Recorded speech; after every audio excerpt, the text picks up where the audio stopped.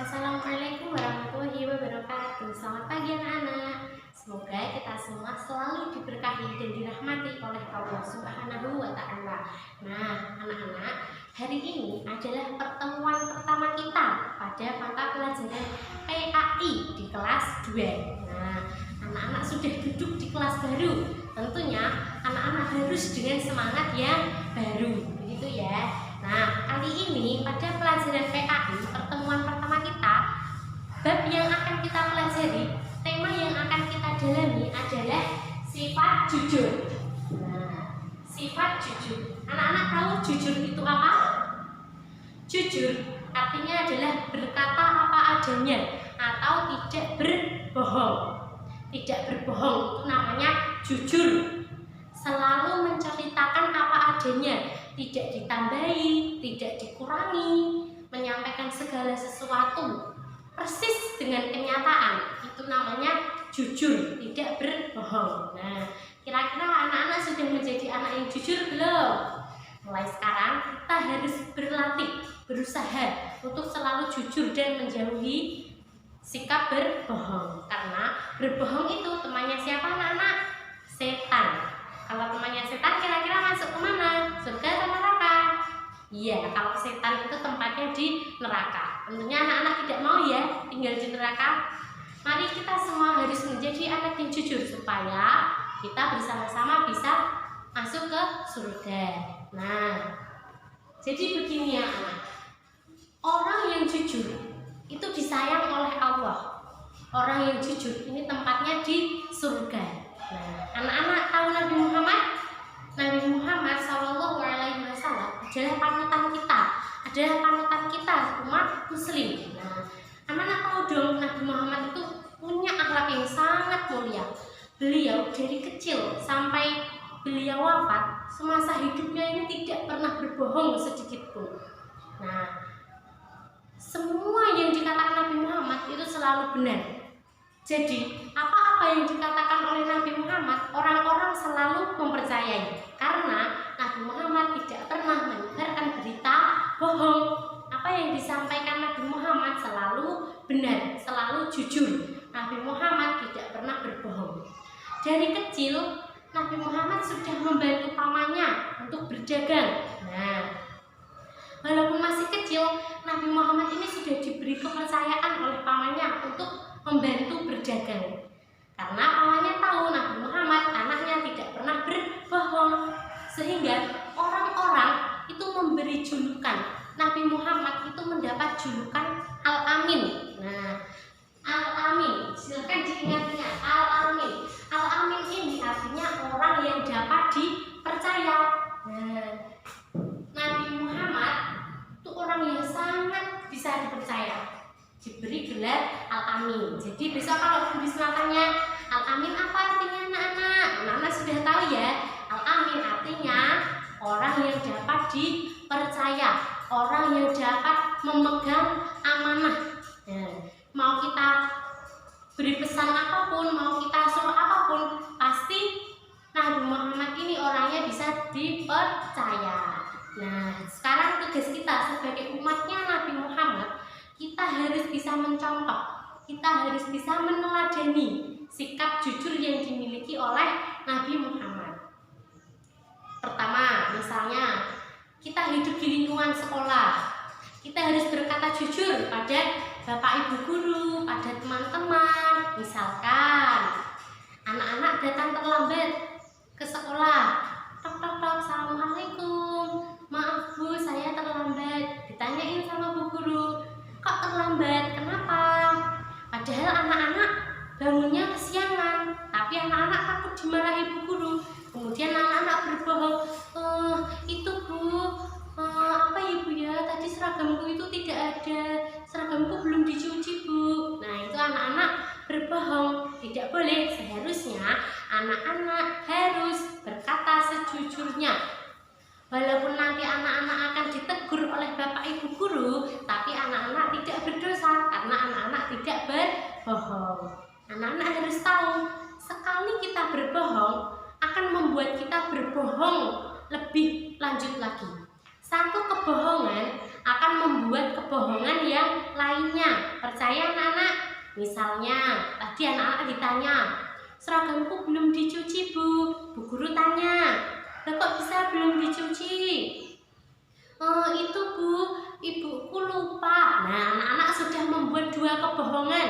Pertama, anak-anak sudah menjawab, seragamnya tidak ada. Yang kedua, belum dicuci. Yang ketiga, ibunya lupa. Sudah berapa kebohongan yang anak-anak buat? Sudah banyak. Seandainya anak-anak berkata jujur, kenapa kok datanya terlambat? Oh itu Bu, maaf saya bangunnya kesiangan. Selesai. Anak-anak tidak perlu berbohong, tidak perlu menambah dosa. Begitu ya. Nah, jadi anak-anak harus selalu berkata jujur. Orang yang jujur itu hidupnya selalu tenang, tidak dihantui rasa takut. Karena tidak takut ketahuan berbohong, tidak takut yang lainnya. Karena anak-anak selalu berkata jujur, hidupnya tenang. Kemudian banyak teman. Kira-kira anak-anak suka berteman dengan orang yang jujur atau dengan orang yang suka berbohong? Nah, pasti anak-anak suka berteman dengan orang-orang yang jujur. Kalau orang jujur itu sudah hidupnya tenang, disayangi banyak orang, disayangi oleh Allah, kemudian masuk surga, enak sekali. Nah, beda kalau dengan orang bohong, sudah tidak punya teman, dosanya banyak, nanti masih masuk neraka. Alhamdulillah ini dari begitu ya. Misalnya anak-anak tanya, Bu, berarti kalau nanti aku jujur terus nanti dimarahi tidak Bu? Nah, Bu guru, bapak guru itu lebih suka dengan anak-anak yang jujur. Walaupun anak-anak itu kadang melakukan kesalahan, kalau anak-anak jujur, bapak ibu guru pasti akan memaafkan. Allah juga memaafkan. Tapi kalau sama orang pembohong, orang yang suka berbohong, bapak ibu guru tidak suka. Gitu ya anak-anak. Misalnya Bu Risma beri contoh, orang yang bersikap jujur di lingkungan sekolahan, ketika anak-anak ulangan disuruh mengerjakan sendiri-sendiri, oke anak-anak silahkan mengerjakan sendiri, tidak perlu mencontek buku, tidak perlu mencontek teman, itu sudah menunjukkan perilaku yang jujur. Kemudian misalnya anak-anak lagi istirahat, main di lapangan, kemudian menemukan uang Rp2.000. Anak-anak kira-kira memberikan uang tersebut kepada bapak ibu guru atau malah mengambil uang kemudian memasukkan ke dalam saku? Nah, seharusnya anak-anak mengambil uang tersebut, kemudian tanya sama teman-teman, ada tidak yang kehilangan uang? Kalau tidak ada, diberikan kepada bapak ibu guru, biarkan bapak ibu guru yang menyikapi. Tapi kalau ada teman-teman yang kehilangan, kalian bisa memberikan uang tersebut kepada teman kita yang kehilangan. Begitu ya, itu sudah contoh sikap jujur. Kemudian kalau di lingkungan rumah misalnya sikap jujurnya apa? Misalnya anak-anak disuruh bapak ibu belajar, kemudian ditinggal ke pasar. Nak, kamu belajar dulu ya, ibu mau ke pasar. Terus, iya Bu, ibu pergi ke pasar. Setelah pulang dari pasar, anak-anak ditanya, tadi sudah belajar belum?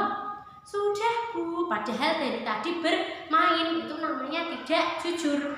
Kalau anak-anak adalah anak yang jujur, seharusnya ibu ketika pergi ke pasar, anak-anak beneran belajar. Begitu ya anak-anak, paham?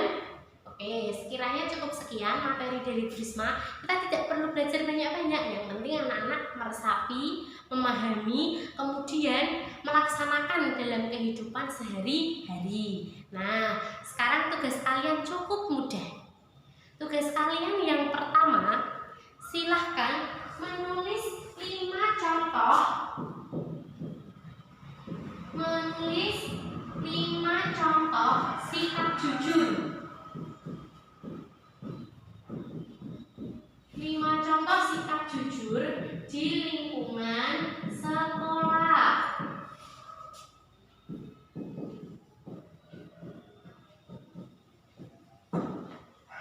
Yang kedua, menulis 5 contoh sikap jujur di lingkungan rumah. Yang ketiga, anak-anak menulis 5 contoh sikap jujur di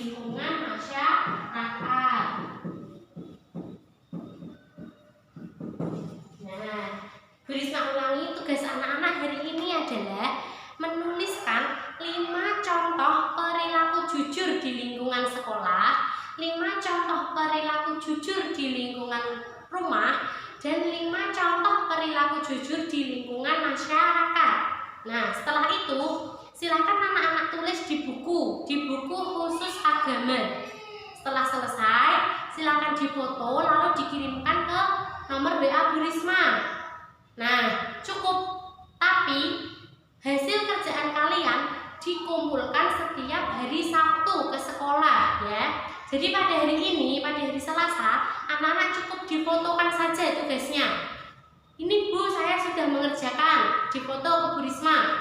Tapi hari Sabtu anak-anak harus datang ke sekolah untuk mengumpulkan tugas yang sudah diberikan oleh Bu Risma. Begitu ya? Sudah paham?